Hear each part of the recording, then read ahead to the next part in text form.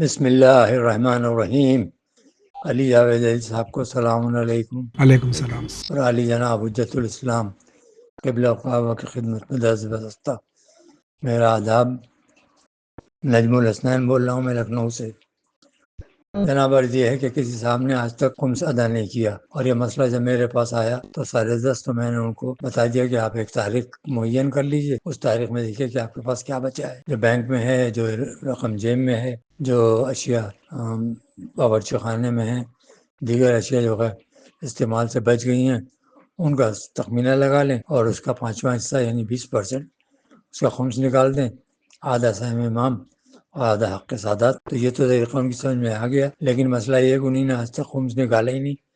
35-36 سال کی سروس ہو گئی ہے، تو اب اس پیریڈ کا جو ہے وہ خمس کیسے کیلکولیٹ کیا جائے، جبکہ کہہ رہے ہیں کہ جب ہم نے نوکری شروع کی تھی تو 500 روپے کل تنخواہ تھی، اور اس میں بھی ہم کبھی کچھ بچا ہی نہیں، ہمیشہ بنیوں کا ادھار ہو جاتا تھا ہر مہینے۔ تو اب اس کا کیسے حساب لگایا جائے؟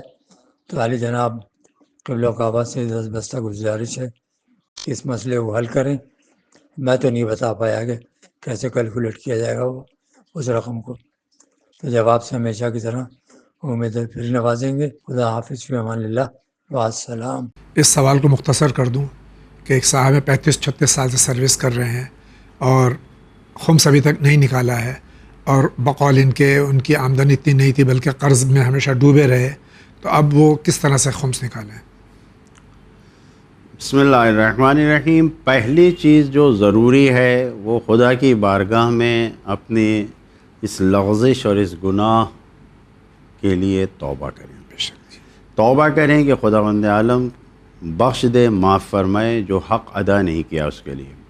دوسری چیز یہ کہ ابھی فوراً اب تک کی جتنی پراپرٹی ہے، جو کچھ بھی پونجی ہے، جس چیز کے وہ مالک ہیں، ان سب کا حساب کریں، اس کی قیمت کو دیکھیں کتنا ہے، جو کچھ جس چیز کے بھی مالک ہیں سب کا، اور اس کا 5واں حصہ نکالیں، خمس ادا کریں۔ اور پھر ہم یہی کہیں گے کہ اس ادائیگی کے ساتھ جو کچھ اب تک ہے ادا کرنے کے ساتھ، وہ خدا کی بارگاہ میں توبہ کریں، استغفار کریں، یقیناً خدا بخشے گا۔ خدا آپ کی نیت سے باخبر ہے۔ آپ اگر آج نیت کر لے رہے ہیں ادا کرنے کا، اب تک جو کچھ ہے اس کا ملا کے خمس دے رہے ہیں، تو انشاءاللہ جو گزشتہ نہیں ادا کیا، خدا اس کے بدلے میں آپ کو معافی بھی دے گا، اور جو ابھی آپ ادا کریں گے اس کا اجر و ثواب اور برکتیں بھی دے گا انشاءاللہ۔ بہت بہت شکریہ۔